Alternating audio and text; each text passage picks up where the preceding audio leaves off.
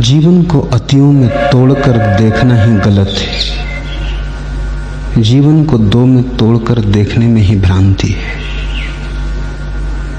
तुम अगर कभी एक को भी चुनते हो तो दो के खिलाफ चुनते हो। तुम्हारे एक में भी दो का भाव बना ही रहता है। तुम एक किनारे को चुनते हो तो दूसरे किनारे को छोड़ के चुनते हो। छोड़ने से दूसरा किनारा मिटता नहीं। तुम्हारे छोड़ने से दूसरे किनारे के मिटने का क्या संबंध है? वस्तुतः तुम्हारे इस किनारे को पकड़ने में दूसरा किनारा बना ही रहता है। तुम उसके विपरीत ही इसे पकड़े हो। अगर दूसरा किनारा खो जाए तो यह किनारा भी कैसे बचेगा? जाते हैं दोनों साथ जाते, रहते हैं दोनों साथ रहते। अद्वैत दो में से एक का चुन लेना नहीं, अद्वैत दो का ही चला जाना है।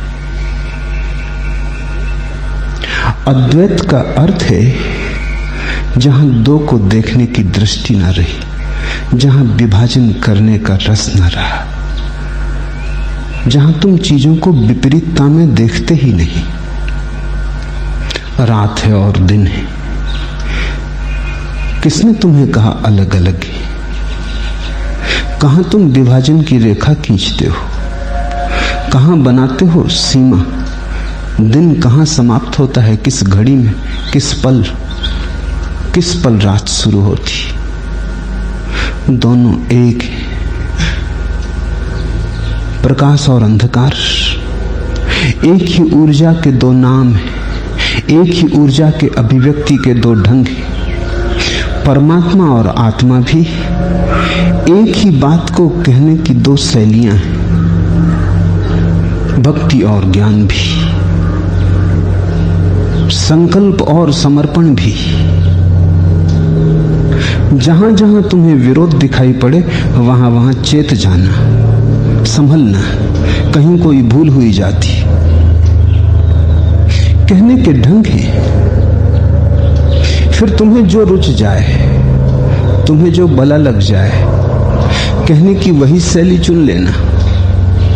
लेकिन कहने की शैली को सत्य की अभिव्यंजना मत मानना। तुम्हारी मौज, तुम भक्ति के रस में डुबाकर कहो अपने अनुभव को, तुम अपने अनुभव को भगवान कहो।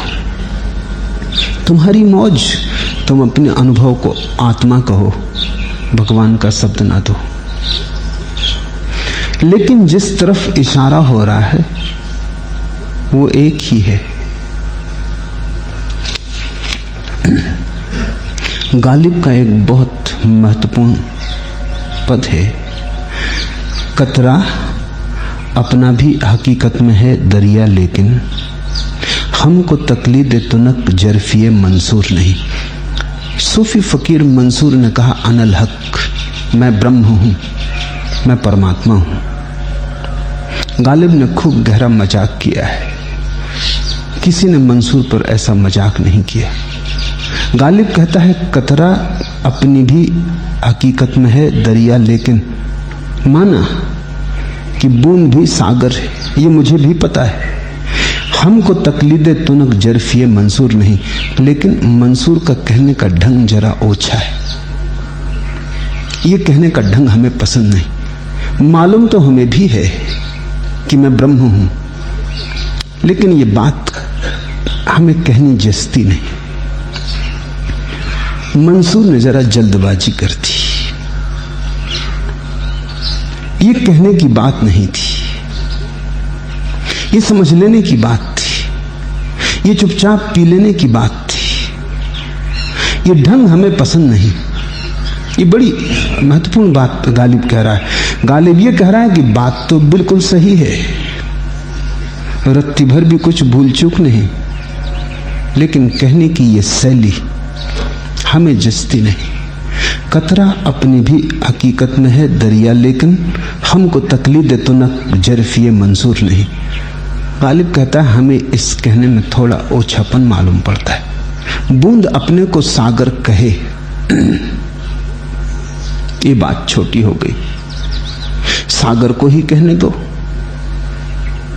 बूंद अपनी घोषणा करे, ये बात छोटी हो गई, सागर को ही कहने दो। लेकिन अगर तुम मंसूर से पूछोगे तो मंसूर हंसेगा। अगर तुम मंसूर से पूछोगे तो वो कहेगा कि गालिब पागल है।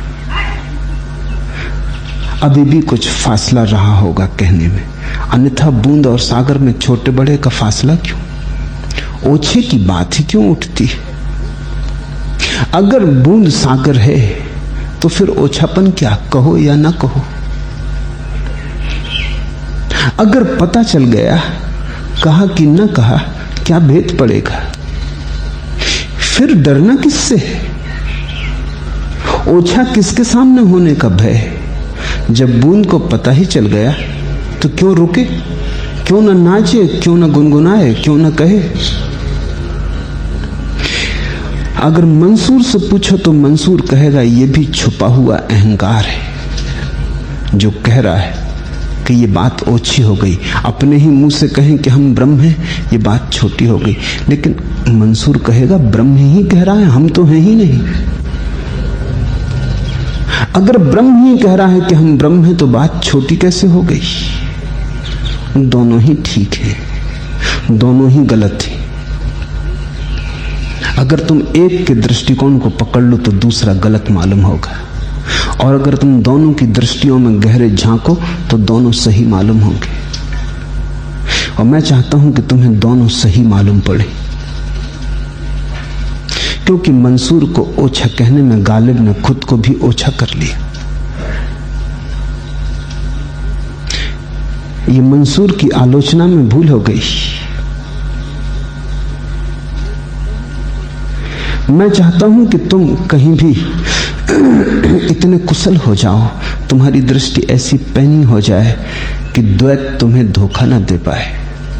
कोई भक्ति का गुणगान करे तो तुम ज्ञान का गुणगान सुन सको, कोई ज्ञान का गुणगान करे तो तुम्हें भक्ति की रसधार बहती मालूम पड़े। तुम्हें रूप में भी अरूप दिखाई पड़े, तुम्हें प्रेम में भी ध्यान का अनुभव हो, तुम्हें मरुस्थल में भी कमल खिलते हुए दिखाई पड़ने लगे। मेरी सारी चेष्टा यही है कि कैसे तुम द्वंद्व के बाहर आओ। इसलिए विपरीत दिखाई पड़ने वाली बातें तुमसे रोज कहे जाता हूं। कब तक अड़े रहोगे? तुम जम भी नहीं पाते, तुम्हें खिसका देता हूं। तुम सिंहासन लगा के बैठने की ही तैयारी कर रहे होते हो कि सिंहासन खींच लेता हूं। अभी तुम भक्त होके बैठने की तैयारी ही कर रहे थे कि बुद्ध आ गए। अभी तुमने चाहा ही था कि नारद की पकड़ लें बागडोर, कि बुद्ध ने सब झकझोर दिया। मेरी सारी चेष्टा यही है कि तुम कहीं जम ना पाओ, क्योंकि तुम जमे वहीं भूल हो जाती। तुम जमे यानी तुम्हारा अंधकार जमा, तुम जमे यानी तुम्हारा अहंकार जमा, तुम जमे यानी कोई दृष्टिकोण बना, कोई दृष्टि बनी, कोई पक्षपात पैदा हुआ। और मन की सदा यही चेष्टा है कि वो ये मान ले कि मैं ठीक हूं और दूसरा गलत है। मजा मैं ठीक हूं इसके मानने में है। रस अहंकार का यही है कि मैं ठीक हूं, कोई भी बहाना हो, इससे क्या फर्क पड़ता है? भक्ति ठीक हो कि ज्ञान ठीक हो, एक बात साफ होनी चाहिए कि मैं ठीक हूं। तो तुम भक्ति के पक्ष में खड़े हो जाते हो। तुम सोचते हो भक्ति के पक्ष में खड़े हुए, मैं जैसा देखता हूं वो ये कि तुमने भक्ति को अपने पक्ष में खड़ा कर लिया। इसलिए तुम्हें मैं टिकने न दूंगा। जब तक तुम हो तुम्हें टिकने न दूंगा। जिस दिन पाऊंगा कि तुम नहीं हो, टिकने वाला ही ना बचा, तुम तरल हो गए, उस दिन फिर तुम्हें हिलाने की कोई जरूरत नहीं, तुम स्वयं ही तरल हो। अभी तुम ठोस हो, बहुत बहुत चोटों की जरूरत है। इसलिए निरंतर कभी ज्ञान की बात करता हूं, कभी योग की, कभी भक्ति की। और जब तुम मुझे भक्ति पर बोलते सुनोगे तो तुम्हारा मन भक्ति से राजी होने लगेगा, बात जचेगी। मगर मैं तुम्हें ज्यादा जचने न दूंगा। इससे पहले कि ज्यादा जज जाए और तुम कोई पक्षपात बना लो, तुम्हारी जड़ों को उखाड़ ही देना पड़ेगा। मैं चाहता हूं तुम जमीन में गड़े नहीं, आकाश में उड़े हुए रहो। मैं चाहता हूं तुम्हें विपरीत और अतियां दिखाई ही ना पड़े, तुम इतनी सरलता से अतियों में डोलने लगो कि तुम्हारे डोलन में अतियां समाहित हो जाएं। एक पंख के साथ कहो कब विहग भला उड़ सका गगन में। मैं तुम्हें आकाश की यात्रा पर ले चल रहा हूं। तुम्हारी जिद है एक पंख से उड़ने की, और मैं कहता हूं एक पंख के साथ कहो कब विहग भला उड़ सका गगन में। कौन पक्षी उड़ सका है एक पंख के साथ? पक्षियों को पंखों के साथ पक्षपात नहीं, अन्यथा कभी का उड़ना भूल गए होते, कभी के जमीन में गिर पड़े होते, धूल धूसरित हो गए होते, कभी का आकाश से संबंध टूट गया होता। दोनों पंखों को लिए उड़ते और कभी उनके मन में दुविधा भी नहीं आती कि यह कैसा विरोधाभास, दो पंख दोनों विपरीत दिशाओं में फैले हुए। लेकिन उन्हीं दोनों विपरीत दिशाओं में फैले पंखों पर पक्षी आकाश में अपने को संभाल लेता है, तौल लेता है। तुम्हें भी मैं चाहूंगा कि जहां जहां विपरीत हो वहां वहां विरोध ना दिखे, पंख दिखाई पड़े। इसे थोड़ा समझना। दो पैर हैं तो तुम चल पाते हो, दो हाथ हैं तो तुम कुछ कर पाते हो। तुम्हें शायद भीतर का पता ना हो, तुम्हारे पास दो मस्तिष्क हैं इसलिए तुम सोच पाते हो। एक मस्तिष्क हो तो तुम सोच ना पाओगे। तुम्हारे भीतर तुम्हारा सिर भी दो हिस्सों में बटा है, दो पंखों की तरह। तुम्हारा बायां और दायां मस्तिष्क अलग अलग है, दोनों बीच में बड़े पतले सेतु से जुड़े, इसलिए तुम सोच पाते हो। और उन्हीं दो मस्तिष्कों के कारण स्त्री और पुरुष में भेद है, क्योंकि स्त्री दाएं मस्तिष्क से सोचती है, पुरुष बाएं मस्तिष्क से सोचता है, इसलिए तालमेल नहीं बैठता। जोर है स्त्री का दाएं मस्तिष्क पर, ज्यादा वजन दाएं पर पड़ रहा है। पुरुष का जोर है बाएं पर, ज्यादा वजन बाएं पर पड़ रहा है। बाएं मस्तिष्क में है तर्क, चिंतन, दर्शन, राजनीति। दाएं मस्तिष्क में है प्रेम, भक्ति, भाव, रस, नृत्य, गीत, गायन, वादन, नर्तन। अलग अलग है। और परम मुक्त वही है जिसने दोनों का रस पूरा पूरा पिया, जिसके भीतर दाएं और बाएं का फासला ना रहा, जिसने दोनों पंख एक साथ तौल लिए, जिसके दोनों पंख एक साथ तुल गए, जो दोनों पंखों पर एक सा बल डाल दिया और दोनों पंखों को अपना लिया, जिसका अपना कोई पंख ना रहा, दोनों ही अपने हो गए। इसलिए तुम मेरे साथ अड़चन पाओगे। नारद के साथ सुविधा है, वो दायां मस्तिष्क से उनका जोर,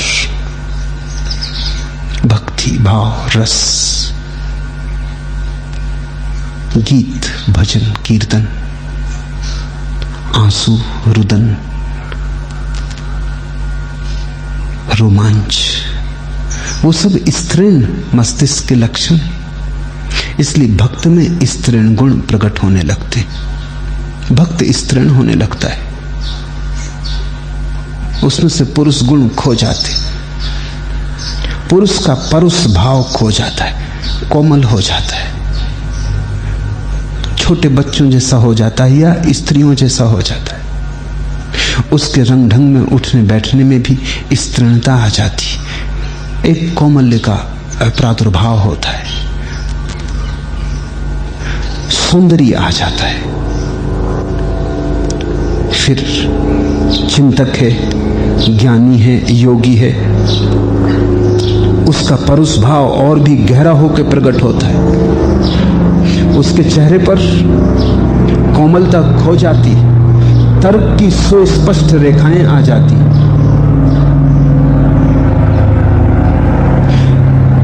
रोमांच की बात ही बेहूदी मालूम पड़ेगी चिंतक को। यह क्या बचकानी बात हुई? सोचने का रोमांच से क्या संबंध है?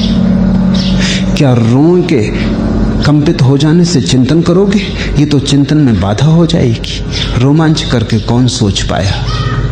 आंसू बात ही बड़ी दूर की मालूम पड़ती है। चिंतन से आंसुओं का क्या लेना देना है? सोचना है तो आंखें सूखी और साफ चाहिए। गीली आंखें सोच ना पाएंगी, सोचना कमजोर हो जाएगा, भाव प्रविष्ट हो जाएगा, भाव डगमगा देगा। जो सोचना था, तर्कयुक्त होना था, वहां अगर भाव युक्त हो गए तो करुणा, प्रेम, दया और हजार चीजें प्रवेश कर जाएंगी। न्याय पूरा ना हो पाएगा। चिंतक कोमल नहीं हो पाता, कठोर हो जाता है। वैज्ञानिक के चेहरे पर तर्क सरणी लिख जाती। योगी पानी की तरह तरल नहीं हो जाता, पत्थर की तरह सुदृढ़ हो जाता है। डमाडोल करना उसे मुश्किल है। ज्ञानी एक गहरी उदासीनता, उपेक्षा से भर जाता है। कहां रोमांच? रोमांच का अर्थ है उपेक्षा बिल्कुल नहीं। जरा सी घटना घटती है और रोमांच हो जाता है। एक पक्षी भी गिर पड़े तो भक्त रोने लगेगा। एक फूल टूट जाए तो भक्त की आंखें गीली हो जाएंगी। ज्ञानी सारा संसार भी विचलित हो जाए तो अडिग, अकंप, तटस्थ, शून्य बैठा रहेगा, जैसे कुछ भी ना हुआ। तो अगर तुम महावीर को समझो तो तुम ज्ञानी को समझ रहे हो। पतंजलि को समझो तो ज्ञानी को समझ रहे हो। वो मस्तिष्क का आधा हिस्सा है, उसकी बड़ी खूबियां हैं। अगर तुम नारद को समझते हो, चैतन्य को समझते हो, तो मस्तिष्क के दूसरे हिस्से को समझ रहे हो, उसकी भी बड़ी खूबियां हैं। अगर तुम मेरे साथ खड़े होने को राजी हुए हो तो मेरा कोई पक्षपात नहीं, इसलिए मैं तुम्हें बड़ी मुश्किल में डालूंगा जब तक कि तुम मिठी ना जाओ। तुम हो तो मुश्किल रहेगी, क्योंकि तुम फिर फिर के घर बना लोगे और मैं फिर फिर के घर उजाड़ दूंगा। तुम मुझसे कई दफे नाराज भी हो जाओगे कि ये मामला क्या है। हम किसी तरह भरोसा ला पाते, हमें बात जचने के करीब होती। इधर हम बैठने को हो रहे थे कि चलो अब जगह मिल गई, कि फिर उखाड़ दिया। घर बनने दोगे या नहीं? ये आयोजन ही चलता रहेगा, घर बनने ही ना दिया जाएगा।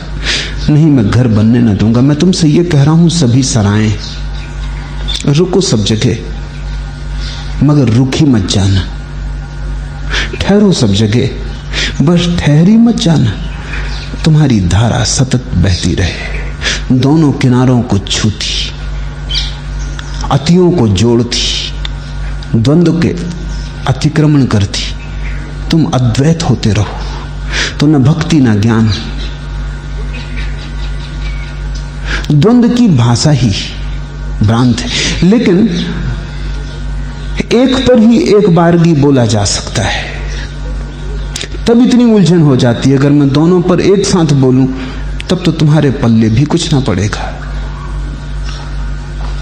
इसलिए कभी भक्ति पर बोलता हूं, कभी ज्ञान पर बोलता हूं। तुम इससे ये मत सोचना कि मैं तुम्हें अतियों में उलझा रहा हूं। पूछा है, कल तक आप हमें परमात्मा की ओर जाने को कह रहे थे, आज अपनी ओर आने को कह रहे हैं। भाषा का ही भेद है। अपनी ओर जो गया वो परमात्मा की ओर पहुंच गया। और तुमने कभी सुना परमात्मा की ओर जो गया हो वो अपनी ओर न पहुंचा हो? परमात्मा की ओर अगर गए तो अपनी ही ओर पहुंचोगे। परमात्मा अपनी ही ओर आने का ढंग है। अपनी ओर अगर गए तो परमात्मा की ही तरफ पहुंचोगे। अपनी ओर आना भी परमात्मा की तरफ ही जाने का ढंग है, क्योंकि तुम परमात्मा हो। इस आत्यंतिक निचोड़ को गहरे से गहरा अपने भीतर समा जाने दो। तुम परमात्मा हो। अपनी ओर आओ तो परमात्मा पर पहुंचोगे, परमात्मा की ओर जाओ तो अपनी ओर पहुंच जाओगे। तुम्हारे होने में और परमात्मा के होने में रत्ती भर का भी भेद नहीं है। यह दर्पण का महल की इसमें सब प्रतिबिंब तुम्हारे। भ्रम के इस पर्दे में तुमने कितने रहस्य संवारे। तुम ही हो। किसी भी दर्पण में देखोगे अपनी ही छाया पाओगे।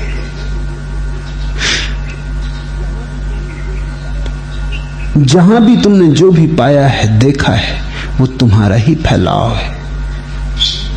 समझना होगी उतनी फैली हुई। समझ सिकड़ू सिकड़ी है, अस्तित्व बहुत फैला है। यही तो चेष्टा है सारी, कि तुम्हारी समझ भी उतनी बड़ी हो जाए जितना बड़ा अस्तित्व है। तुम्हारी समझ पूरे अस्तित्व पर फैल जाए, फिर तुम कोई फर्क ना पाओगे। अभी तुम बहुत सुकड़े सुकड़े, अस्तित्व बहुत बड़ा है। इसलिए तुम अस्तित्व से अलग मालूम पड़ते हो अपने सुकड़ेपन के कारण। फैलो, बिखरो, तरल बनो, बहो।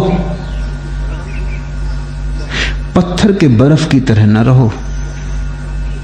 पिघल जाओ, पानी बन जाओ, सभी दिशाओं में बह जाओ। तुम अचानक पाओगे तुम पहुंच गए।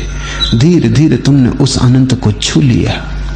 वो था ही तुम्हारा, तुम अपने ही हाथ से छोड़े बैठे थे।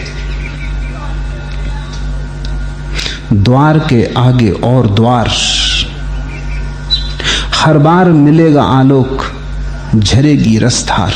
खोले चलो द्वार के आगे और द्वार, खोले चलो द्वार के आगे और द्वार। हर बार मिलेगा आलोक, झरेगी रसधार।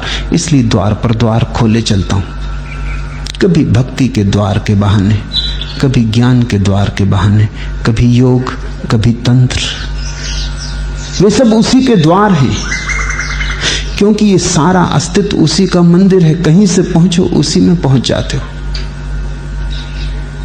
ज्ञान, भक्ति, योग, तंत्र को तो छोड़ दो। मैंने उन अतियों को भी एक करने की चेष्टा की है जिनको सोच के भी तुम्हारा मन घबरा जाता है, समाधि और संभोग तक को। उनसे भी तुम पहुंचोगे तो उसी में, क्योंकि और कहीं जाने का कोई उपाय नहीं। तुम कहीं जाके जा नहीं सकते। भरमा लो भला, समझा लो भला कि कहीं और पहुंच गए। पहुंचोगे तुम परमात्मा में ही। नाम तुम कुछ भी रखो, वही है। धन से भी तुमने उसी की खोज की है, पद से भी उसी की खोज की है। भ्रांत होगी खोज, भूल भरी होगी, पर तुमने चाहा उसे ही है। उसके सिवाय कभी कोई चाहा ही नहीं गया, वही प्रीतम है। तुमने कहीं भी प्यारे को देखा हो, किसी सुंदर देह में, किसी सुंदर फूल में, किसी सुंदर चांद तारे में, तुमने कहीं भी प्यारे की छवि पाई हो, प्यारा वही है। तुमने प्यारे को कहीं से भी पाती लिखी हो, पता उसी का है। उसके अतिरिक्त किसी का पता हो नहीं सकता। तुम चाहे अपने ही नाम पर चिट्ठी लिख के डाल लेना तो भी उसी को मिलेगी।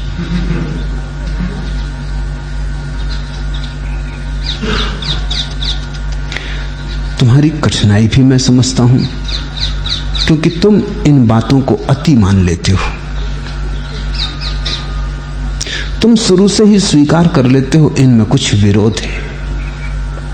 भक्ति और ज्ञान में कुछ विरोध है, तंत्र योग में कुछ विरोध है, हिंदू मुसलमान में कुछ विरोध है, ईसाई यहूदी में कुछ विरोध है।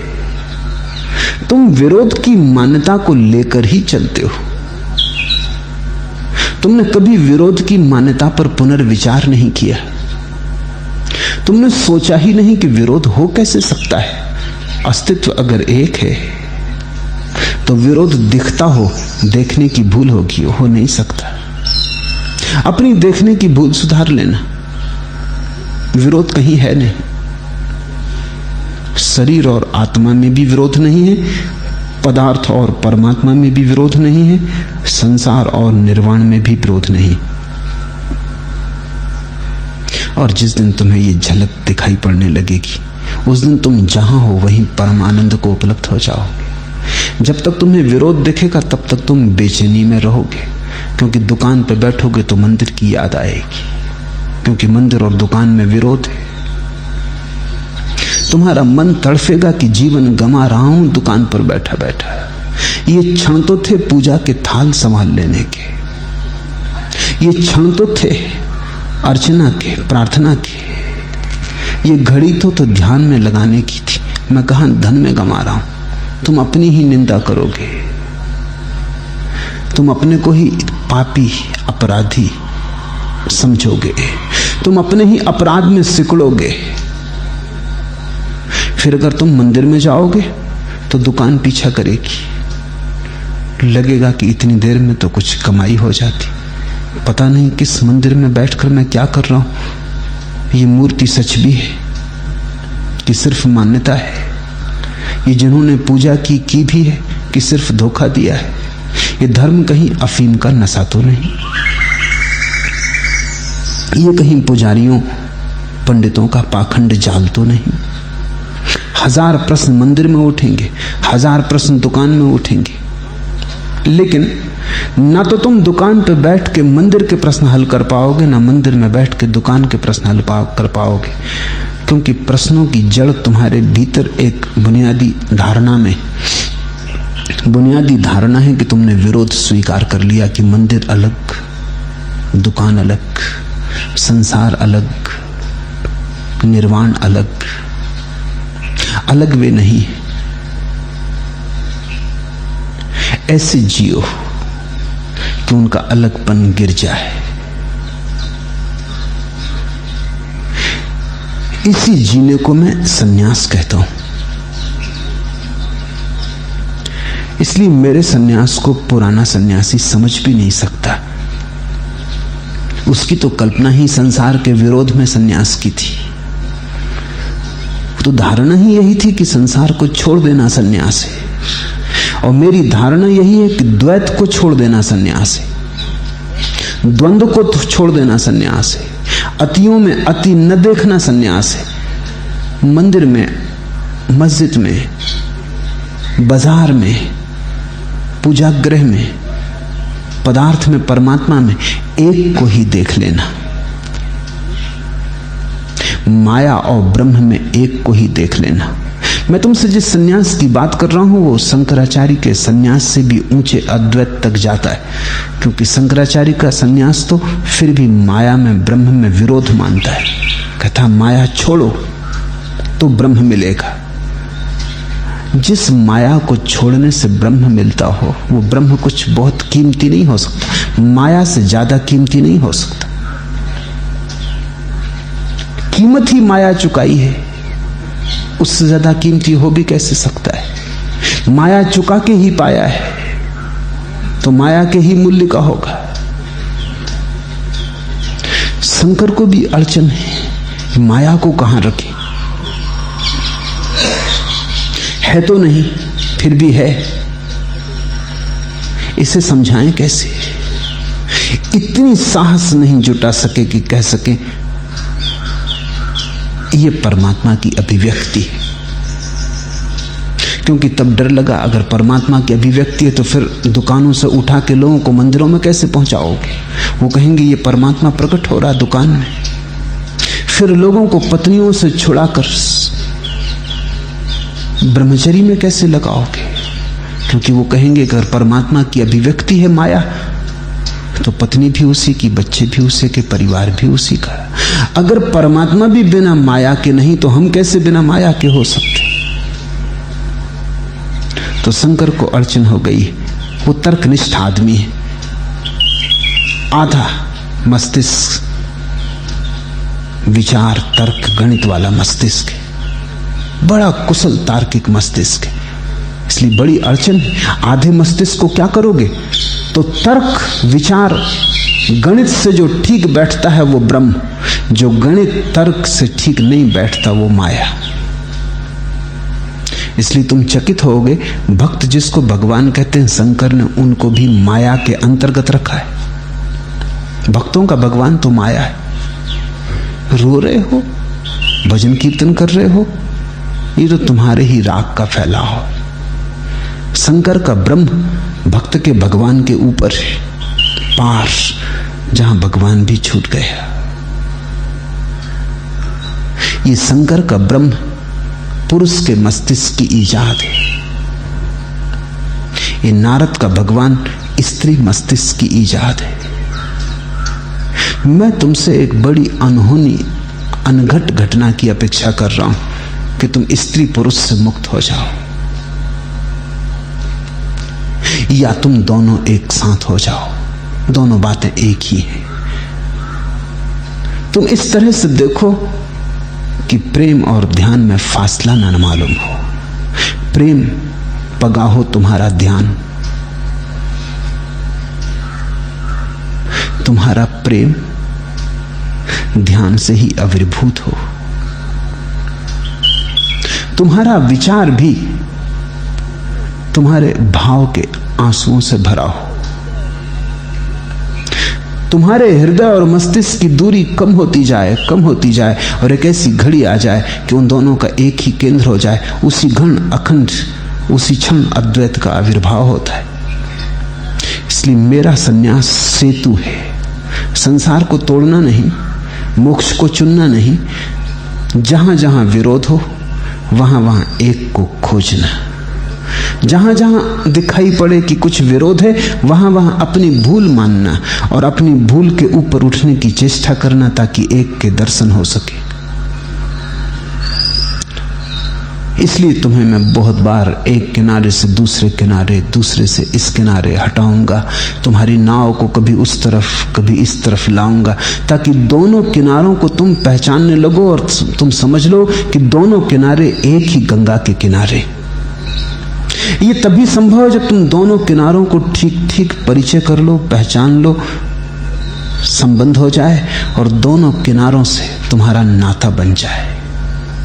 एक किनारे पे बस गए तो दूसरा अजनबी मालूम होने लगता है, फिर दूसरा पराया मालूम होने लगता है, दूसरा दुश्मन मालूम होने लगता है।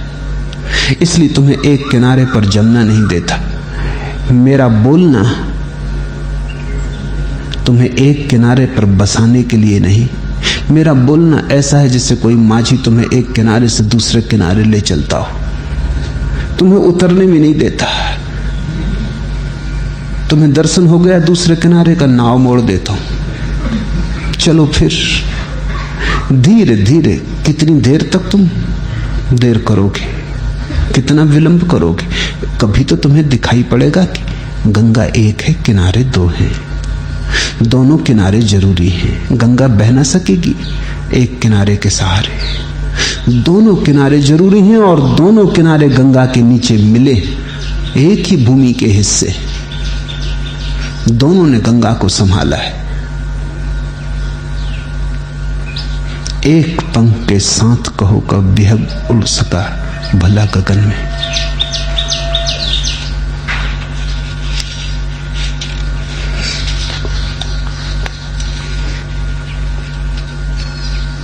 दूसरा प्रश्न, जिंदगी के रोज रोज के अनुभव सभी को क्षण भर के लिए बुद्ध बना देते हैं, पर फिर भी बुद्धत्व जन्मों जन्मों तक क्यों रुकता चला जाता है? कृपा कर समझाएं।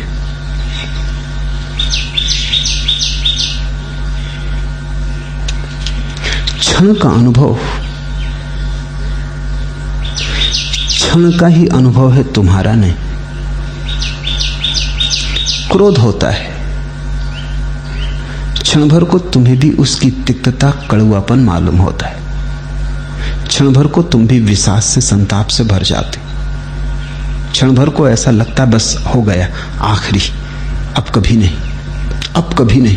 प्रतिज्ञा उठती है, व्रत का जन्म होता है। लेकिन ऐसा तुम बहुत बार कर चुके हो। ये बुद्धि बहुत बार आई है और छिन गई है।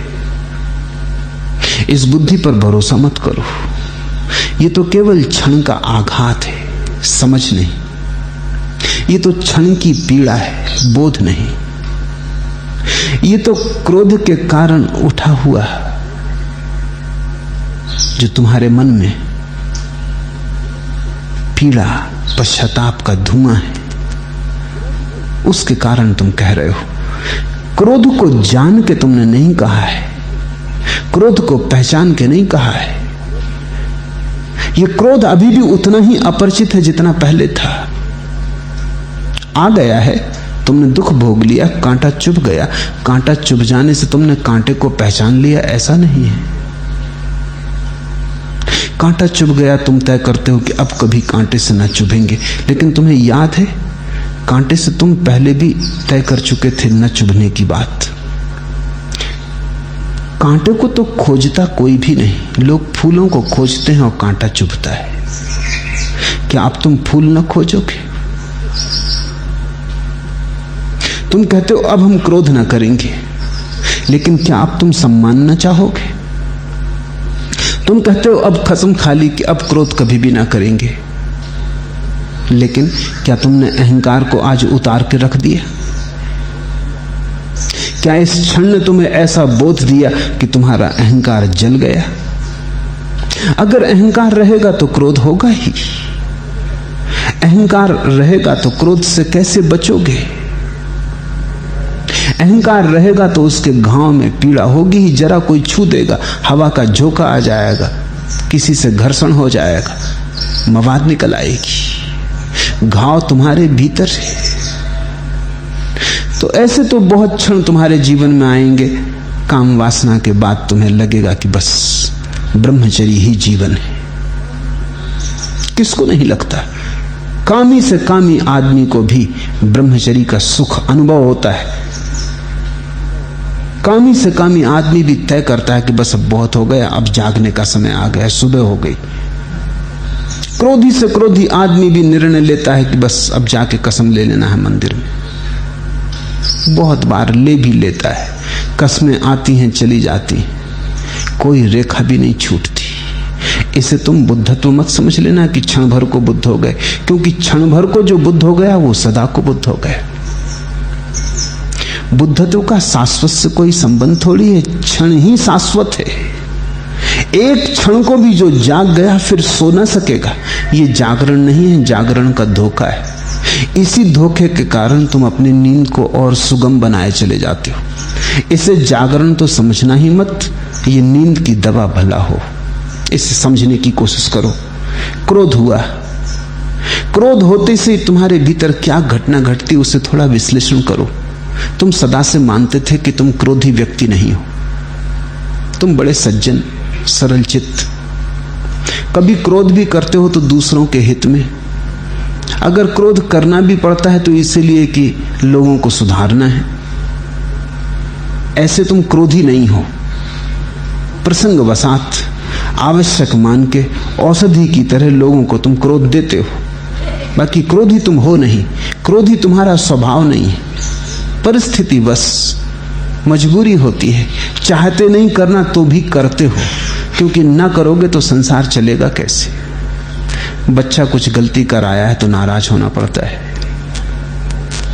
नौकर ने कुछ भूल की है, नाराज ना होगे सब काम धाम रुक जाएगा। संसार चलाने के लिए क्रोध करते हो। क्रोधी तुम नहीं हो, ये तुम्हारी मान्यता है, ये तुम्हारी अपनी प्रतिमा है। फिर तुम अपने को क्रोध करते पकड़ते हो रंगे हाथ। आग बबूला हो गए थे, भीतर आग जल गई थी, उसमें तुमने कुछ उल्टा सीधा कर दिया, सामान तोड़ दिया कि किसी को जरूरत से ज्यादा चोट पहुंचा दी, अनुपात से ज्यादा चोट पहुंचा दी जितना कि कसूर न था। तुम्हारी प्रतिमा खंडित होती, तुम्हारा अहंकार तड़फता है। अब तो तुम दुनिया से ये न कह सकोगे कि तुम क्रोधी नहीं हो। अब तो तुमने खुद ही अपने को पकड़ लिया। किस मुंह से कहोगे, किस मुंह से दिखाओगे? अब तुम पछताते हो। ये पछतावा प्रतिमा को फिर से रंग रोगन करने की तरकीब है। पछता के तुम कहते हो देखो क्रोध हो गया तो भी मैं आदमी बुरा नहीं, पछताता हूं। क्षमा मांगते हो कि क्षमा कर दो। इस तरह तुम ये कह रहे हो कि मेरा सिंहासन से जो गिर गया अहंकार, उसे पुनः प्रतिष्ठित हो जाने दो। क्षमा मांग के, पछता के, दुखी होके, मंदिर में जाके पूजा प्रार्थना करके, उपवास करके तुम फिर विराजमान हो जाते हो। तुम फिर कहते हो मैं भला आदमी हो गया, धार्मिक साधु। अब तुम फिर तैयार हो गए वहीं जहां तुम पहले थे क्रोध के। अब तुम फिर क्रोध करोगे। अब तुम उसी जगह आ गए जहां से क्रोध पैदा हुआ था। तुम्हारा पश्चाताप तुम्हारे क्रोध को बचाने की तरकीब है। तुम्हारा दुख, तुम्हारी क्षमा याचना वास्तविक नहीं है, तुम्हारे अहंकार का आभूषण। इसलिए तो काम नहीं पड़ता, 1000 बार करते हो और व्यर्थ हो जाता है। नहीं, इसको तुम बुद्धत्व का क्षण मत समझ लेना। बुद्धत्व के क्षण का अर्थ है जो भी घड़ी घटी हो उसको उसकी सर्वांगीणता में देखना। क्रोध को देखना क्यों उठा, दूसरे पर जिम्मेवारी मत देना, क्योंकि क्रोध से दूसरे का कोई भी संबंध नहीं।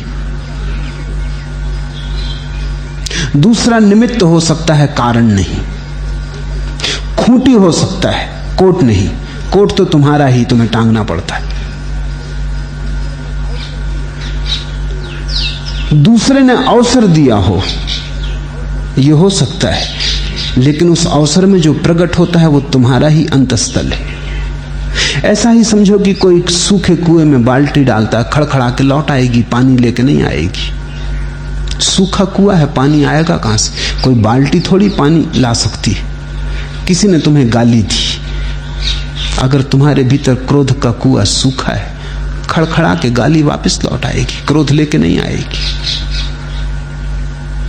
पछताएगा गाली देने वाला,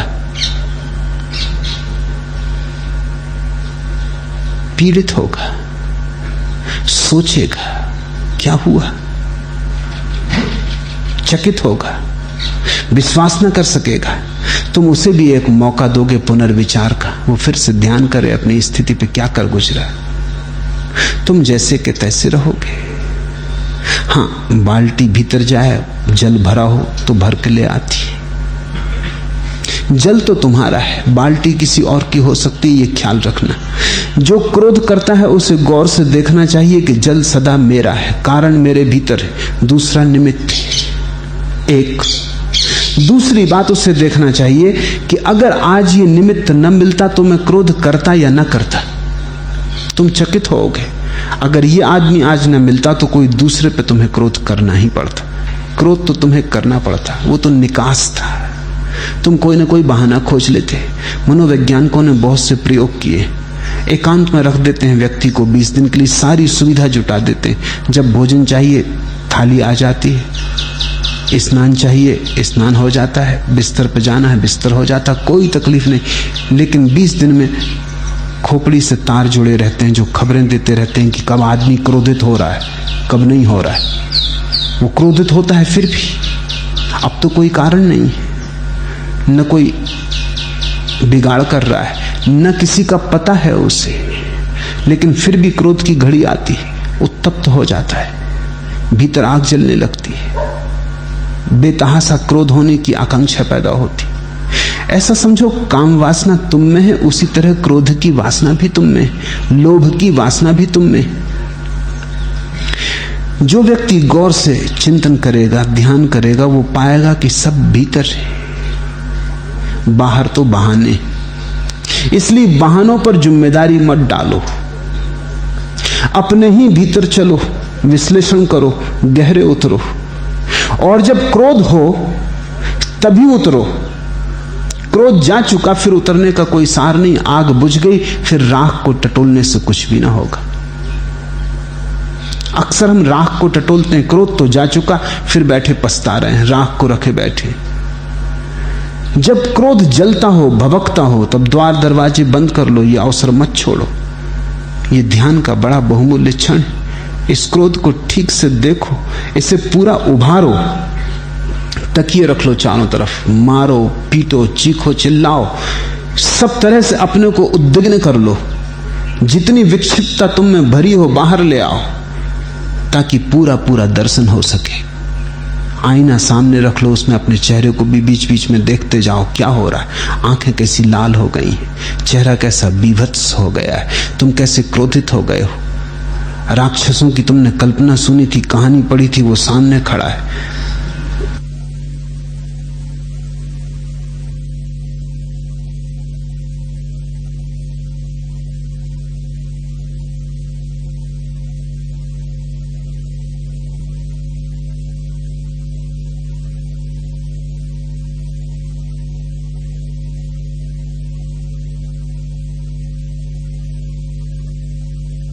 पूरा पूरा देख लो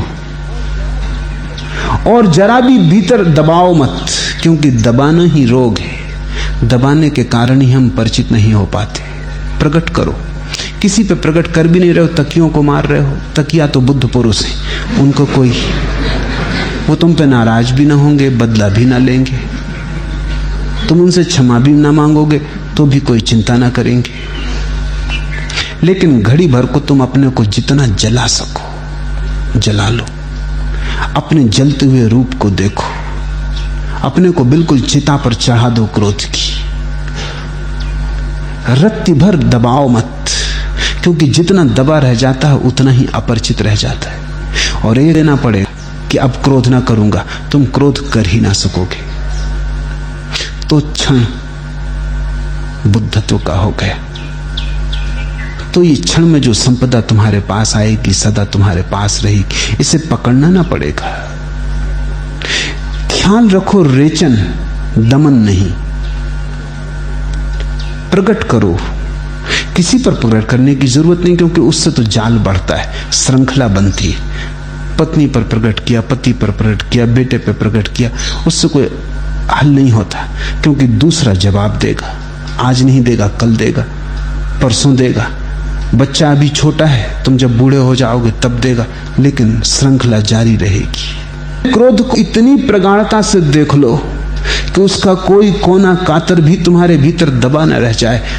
तुम चकित हो जाओगे, उसे देखते देखते ही क्रोध विलीन हो जाएगा और एक गहन शांति भीतर उतर आएगी, जैसे तूफान के बाद सब शांत हो जाता है। उस शांति के क्षण को, उसके स्वाद को बुद्धत्व कहो। वो धीरे धीरे बढ़ता जाएगा। ऐसा तुम प्रत्येक घटना के साथ करो, क्रोध के साथ, लोभ के साथ, काम के साथ। जीवन में जिन जिन को तुमने अपना बंधन पाया है, जहां जहां कारागृह अनुभव किया है, वहां वहां प्रयोग करो। बहुत ज्यादा कारागृह नहीं, बड़े थोड़े हैं, उंगलियों पे गिने जा सकते। बंधन ठीक से पहचान लो, उसी पर तुम ठीक से प्रयोग करते जाओ, देर ना लगेगी। जल्दी ही बिना पछताए तुम पार हो जाओगे। लेकिन पार होने का रास्ता इन रोगों का पूर्ण अनुभव है। पूर्ण अनुभव में तुम जागते हो, संबोधि घटित होती, सम्यक ज्ञान होता है। तो ये मत कहो कि तुम्हारे जो छोटे छोटे रोज अनुभव होते हैं और उनमें तुम जो सोए सोए से कुछ निर्णय ले लेते हो कि ठीक है अब लोभ ना करेंगे, क्या सार है। इस तरह की सस्ती बातों से कुछ होगा ना। लबालब जाम फिर साकी ने वापस ले लिया मुझसे, या मुझसे न जाने क्या कहा मैंने, न जाने क्या हुआ मुझसे। होश में रहोगे तो ही ये प्याली पी सकोगे। ये ज्ञान की, बुद्धत्व की, अमृत की प्याली बहुत बार आती तुम्हारे सामने, ये सच है, लेकिन हर बार हट जाती। पास आ भी नहीं पाती, बस झलक मिलती है और हट जाती।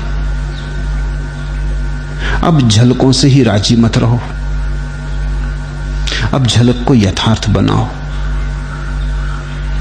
धीरे धीरे प्रयोग करो। बुद्धत्व का अर्थ है परिस्थिति से नहीं पैदा होता, मनस्थिति से पैदा होता है। परिस्थिति काटने का वक्त आता है तब तुम रोते बैठे रहते हो। अब जब अवसर आए चूकना मत। बुरे से बुरा अवसर भी परमात्मा को पाने का ही अवसर है। अशुभ से अशुभ घड़ी भी उसी की तरफ जाने की सीढ़ी है। अंधकार से अंधकार क्षण भी प्रकाश की ही खोज पर एक पड़ाव है।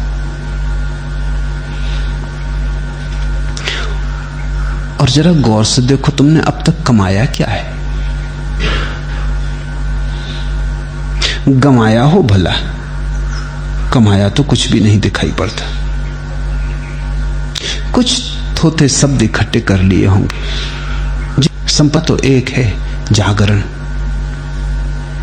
कितनी गंदगी तुमने इकट्ठी कर ली और तुम किए ही चले जाते हो। शायद तुम आदी हो गए हो। आदतों का ख्याल करो। मैंने सुना है एक आदमी एक तोप खाने पर रात पहरा देता था और रात हर घंटे एक तोप छूटती थी। 30 साल तक उसने पहरा दिया। वो मजे से रात भर सोया रहता था। हर घंटे तोप छूटती और वो सोया रहता। लेकिन 30 साल बीतने के बाद 31वें साल एक दिन तोप खराब हो गई और 2 बजे रात तोप न छूटी। वो एकदम चौंक कर उठ बैठा। उसने कहा, क्या मामला है? तुम्हारी दुर्गंध भी तुम्हें पता नहीं चलती। दूसरों को पता चले तो शिष्टाचार बस वे तुमसे कह नहीं सकते। कहें तो तुम नाराज होते हो, झगड़ा झांसा खड़ा करते हो। और वे भी कहें कैसे, क्योंकि उनकी भी दुर्गंध है, उन्हें भी छिपानी। तो सब एक दूसरे की छिपाए रहते। शिष्टाचार का अर्थ है एक दूसरे की दुर्गंध को छिपाए चलो। न हम तुम्हारी कहें न तुम हमारी कहो। एक पारस्परिक समझौता है। हम तुम्हारे सौंदर्य का गुणगान करें, तुम हमारे सौंदर्य का गुणगान करो। हम तुम्हारी महिमा के गीत गाएं, तुम हमारी महिमा के गीत गाओ। फिर सब भला ही भला है। होगा तो ही इलाज हो सकता है, तो ही औषधि खोजी जा सकती, तो ही चिकित्सा का कोई उपाय है। अब तो इस तालाब का पानी बदल दो, ये कमल के फूल कुम्हलाने लगे। तुम कुम्हलाए जा रहे हो। अब तो इस तालाब का पानी बदल दो, ये कमल के फूल कुम्हलाने लगे। कहीं ये बिल्कुल ही ना कुम्हला जाएं। कहीं ऐसा ना हो कि इनके पुनरुज्जीवन की संभावना ही शून्य हो जाए। क्रोध भी एक जल है, अक्रोध भी। काम वासना भी जल है, प्रेम भी। बदलो अपने आसपास के जल को। मेरे पास लोग आते हैं, वो कहते हैं ध्यान करना चाहते हैं। वो ये कह रहे हैं कि कमल खिलाना चाहते हैं, लेकिन जल बदलने की तैयारी नहीं। कमल खिलाना चाहते हो तो तालाब की थोड़ी स्वच्छता करनी होगी। कमल खिलाना चाहते हो तो ये सड़ा हुआ जल थोड़ा हटाना पड़ेगा। कमल अगर खिलाने की आकांक्षा जगी है तो कमल के योग्य अवसर भी जुटाना पड़ेगा। वो चाहते हैं कोई ऊपर से कमल डाल दे, वो कोई नकली कमल की तलाश में। ऐसा धोखा नहीं हो सकता। तो तुम अगर दिखाई पड़ता है तुम्हें कि तुम्हारे जीवन में कमल नहीं खिल रहा है, जल को बदलो। और जल को बदलने का ढंग है, जल को गौर से देखो, छिपाओ मत, पहचानो कहां गंदगी है, उसका निदान करो। निदान आधी चिकित्सा है। ठीक से जान लेना आधा मुक्त हो जाना है।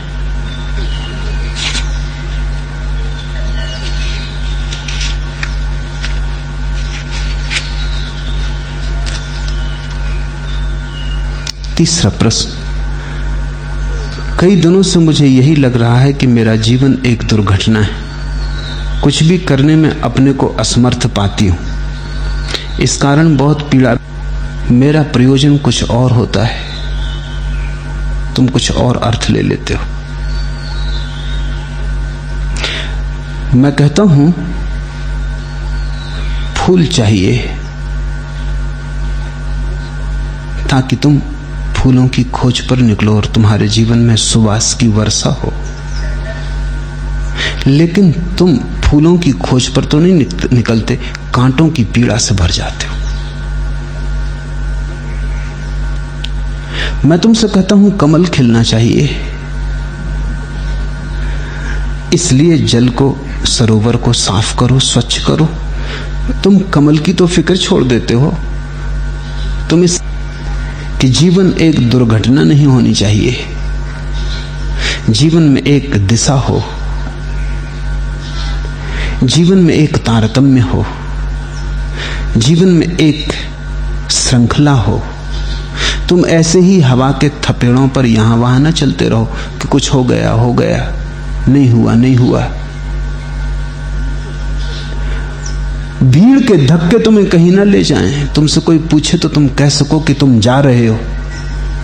कभी तुमने भीड़ में देखा, बड़ी भीड़ जा रही हो तो तुम चलने लगते हो। फिर ऐसी हालत हो जाती कि रुकना मुश्किल हो जाता है, क्योंकि भीड़ इतनी तेजी से चल रही, तुमको भी चलना पड़ता, नहीं तो गिर पड़ोगे। कुंभ के मेले में अनेक लोग मरोगे, दब जाओगे। भीड़ के साथ ही जाना पड़ता है। दुर्घटना से मेरा अर्थ है कि तुम्हारा जीवन ऐसा न हो कि तुमसे कोई पूछे कहां जा रहे हो और तुम उत्तर न दे पाओ। तुम्हारा जीवन ऐसा न हो कि कोई तुमसे पूछे तुम कौन हो और तुम निरुत्तर खड़े रह जाओ। कोई तुमसे पूछे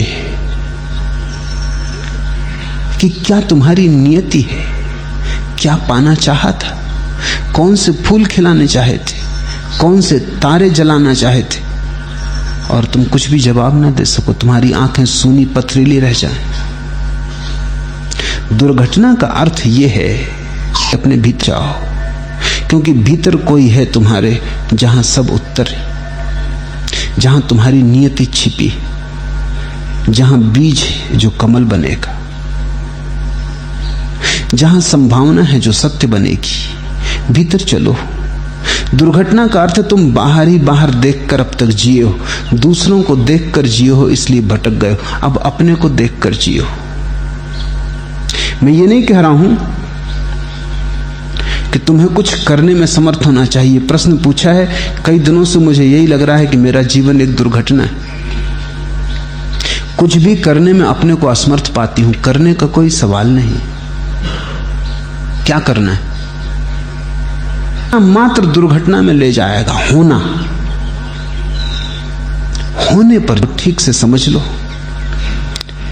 तुमने एक चित्र बनाया, दूसरे देखते हैं। तुमने एक भवन बनाया, दूसरे देख सकते हैं। तुमने धन कमाया, पद कमाया, दूसरे देख सकते हैं। लेकिन तुमने शांति पाई, कौन देखेगा? अशांत आंखें पहचान ही ना सकेंगी। तुम्हारे भीतर एक भाव का फूल खिला, कौन देखेगा? भाव का फूल देखने के लिए भक्त चाहिए। तुम्हारे भीतर ज्ञान की सुरभि उठी, कौन देखेगा? ज्ञानी पहचान पाएंगे। तुम्हारे भीतर चैन की बांसुरी बजी, कौन सुनेगा? सुनने के लिए बड़े ही करेंगे। दुकानें, सब दुकानें हैं, कपड़े की हों, तेल की हों, सोने चांदी की हों, सब कचरा है। बाहर जो है उसका कोई आत्यंतिक मूल्य नहीं। तुम भीतर उतरो। तुम भीतर का मार्ग पकड़ो। बाहर के उलझाव से थोड़ा समय निकालकर भीतर डूबो। और मैं तुमसे कहता हूं, तुम्हारे पास जितनी साधारण जिंदगी हो उतनी ही सुविधा है भीतर जाने की। तुम उसका लाभ उठा लेना। ज्यादा धन हो, भीतर जाना मुश्किल। ज्यादा पद हो, भीतर जाना मुश्किल। हजार उपद्रव हैं, जाल जंजाल है। बाहर कुछ ज्यादा उपद्रव ना हो, थोड़ा बहुत काम। अब स्त्रियां हैं सारी दुनिया में, ये प्रश्न स्त्री का है। सारी दुनिया में स्त्रियां कोशिश कर रही हैं कि पुरुषों के साथ दौड़ में कैसे उतर जाएं, क्योंकि पुरुष अधिकारी हैं, पदों पर हैं, धन कमा रहे हैं, प्रतिष्ठा है, ये है वो है।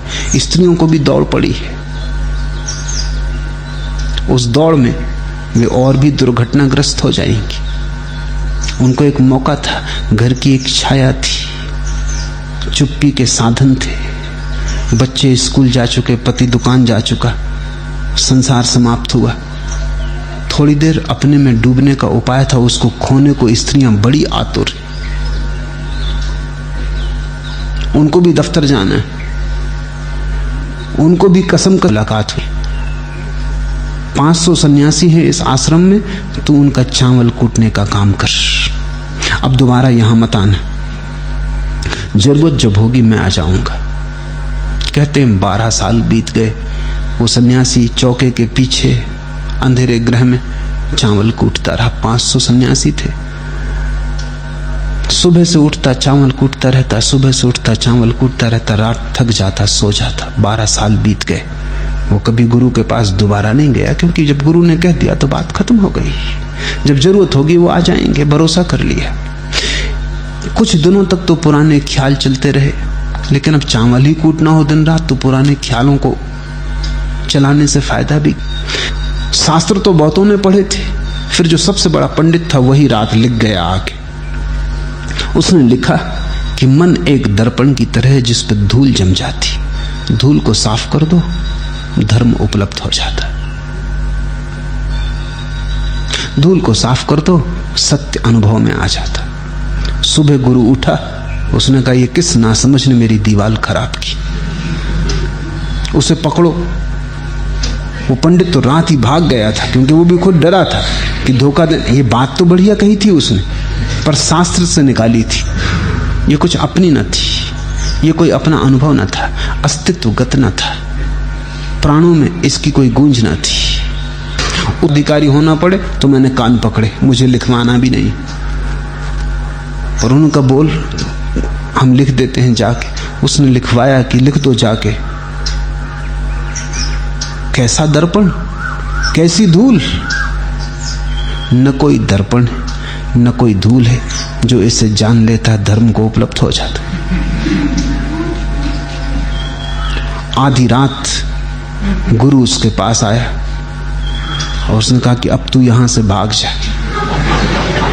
अन्यथा ये 500 तुझे मार डाले। ये मेरा चोगा ले, तू मेरा उत्तराधिकारी बनना चाहे न बनना चाहे इससे कोई सवाल नहीं, तू मेरा उत्तराधिकारी है। विहीन हूं, कोई निश्चित दिशा नहीं, मेरी चंचल गति का बंधन, कहीं पहुंचने की न त्वरा में आकुल व्याकुल है मेरा मन। खड़ा विश्व के चौराहे पर अपने में ही सहज लीन हूं, खड़ा विश्व के चौराहे पर अपने में ही सहज लीन हूं। मुक्त दृष्टि निरुपाधि निरंजन, मैं विमुग्ध भी उदासीन हूं। तुम फिक्र छोड़ो बाहर की दिशाएं, गंतव्य, लक्ष्य, उनकी मैंने बात ही नहीं की है। मैं चाहता हूं कि तुम खड़ा विश्व के चौराहे पर अपने में ही सहज लीन। तब अगर बाहर के जीवन में बहुत आपाधापी ना हो तो सौभाग्य। मेरा मन खड़ा विश्व के चौराहे पर अपने में ही सहज लीन हूं। तब तुम विश्व के चौराहे पर खड़े खड़े भी निर्वाण में लीन हो। तब बाजार में खड़े खड़े मोक्ष पास आ जाता। मुक्त दृष्टि निरुपाधि निरंजन, मैं विमुग्ध भी उदासीन। तब तुम विमुग्ध भी दिखाई पड़ते हो, उदासीन भी। तुम्हारे भीतर अतियां मिल जाती। तुम बाहर भी होते हो, भीतर भी तुम्हारे भीतर अतियां मिल जाती। तो मेरी बात को ठीक से समझना, अन्यथा तुम सोचो कि कोई लक्ष्य बनाना है, कुछ होके रहना है, कुछ दुनिया को करके दिखलाना है, नाम छोड़ जा। मेरे पास लोग आते हैं, वो कहते हैं हम सब समर्पण करते हैं। मैं कहता हूं मुझे पता भी तो चले सब है क्या। तुम समर्पण करते हो? नहीं, वो कहते हैं अपनी समर्पण करते हैं। मैं पूछता हूं तुम हो कहां, क्या लाए हो? खाली हाथ। तुम किस भ्रम में पड़े हो? समर्पण के पहले कुछ होना तो चाहिए, और अगर कुछ भी नहीं है तो समर्पण कौन करेगा? ये समर्पण तो फिर नपुंसक आवाज है, इसका कोई मूल्य नहीं। संकल्पवान ही समर्पण कर सकता है। तुम्हें विरोधाभास लगते हैं, तुम कहते हो संकल्पवान। पहले दिन तो पूर्णिमा का चांद बन जाता, और घटा तो हिलाल था और छोटा होता गया तो फिर पहले दिन का चांद बन जाता है। जो नक्श था अपनी जगह बेमिसाल था, लेकिन तुलना का कोई अर्थ नहीं है। पहले दिन का चांद भी बेमिसाल है, पूर्णिमा का चांद भी बेमिसाल है। सुना है ईरान के बादशाह ने अपने एक वजीर को भारत भेजा। ईरान और भारत में बड़ा विरोध था। वजीर को भेजा था कि कुछ सुलझाव हो जाए। वजीर आया, उसने भारत के सम्राट को थी, क्योंकि दूज के चांद की बढ़ने की संभावना है। पूर्णिमा का चांद तो अब मरने के करीब है। दूज का चांद बढ़ेगा, बड़ा होगा, फैलेगा। पूर्णिमा का चांद तो अब सिकुड़ेगा, ढलेगा। मैंने तुम्हारे सम्मान में ही बात कही। कौन बड़ा है, दूज का चांद, पूर्णिमा का चांद? बात ही गलत है, ये सवाल ही गलत है बड़े छोटे का, क्योंकि पूर्णिमा का चांद और दूज का चांद दो चांद नहीं है। तुलना व्यर्थ है। दूज का चांद